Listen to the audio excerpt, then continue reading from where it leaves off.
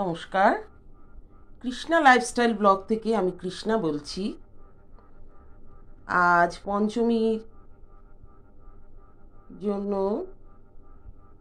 খাদ্য তালিকার মেনুতে রয়েছে, দেখুন একবার, উচ্ছে ভাজা। উচ্ছে ভাজার মধ্যে রয়েছে পেঁয়াজ, সামান্য একটু আলু দিয়ে একটু ভাজা করেছি।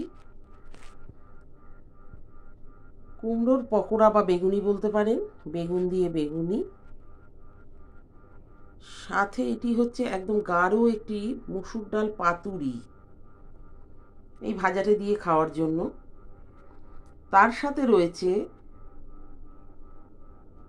বাঙালির প্রিয় পুঁই শাকের চচ্চড়ি, এটা একেবারেই নিরামিষ। এরপরে রয়েছে,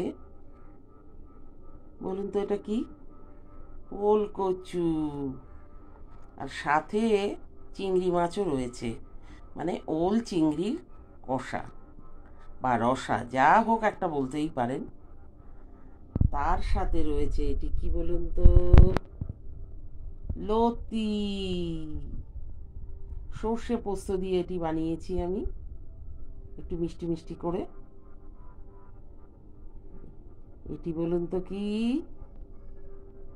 লোটে মাছ, লোটে মাছের ঝুড়ো যেটাকে বলে, ওরকমই হয়েছে, ওরকমই একটু গা মাখা মাখা ঝুড়ো মতো করেছি।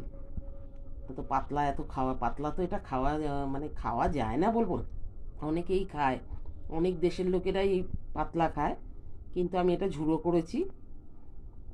আচ্ছা, তার সাথে রয়েছে, দেখুন, বলুন তো এটা কি, ডিমের কষা।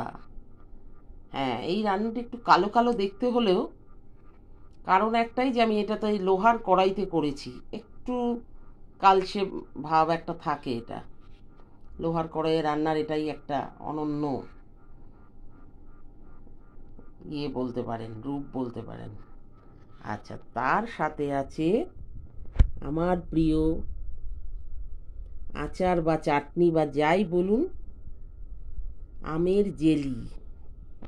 এটা আমি গ্রেট করে আখের গুড় দিয়ে, ঝাল যত রকম মশলা আছে, ওই জিরে, ধনে, শুকনো লঙ্কা, এগুলো দিয়ে এই মশলাটি আমি বানিয়েছি। হালকা একটু মেথিও দিয়েছিলাম ফ্লেভারের জন্য। তো এটি আমার খুবই প্রিয় আচার। আমি নানা রকম করে রাখি, খাওয়ার পাতে একটু আচার না হলে আমার ভালো লাগে না। তো এভাবেই আজকের খাওয়াটা আমি দেখালাম আপনাদের। ভালো লাগলে like, comment and share and subscribe. তাহলে আজকের জন্য টাটা, বাই বাই।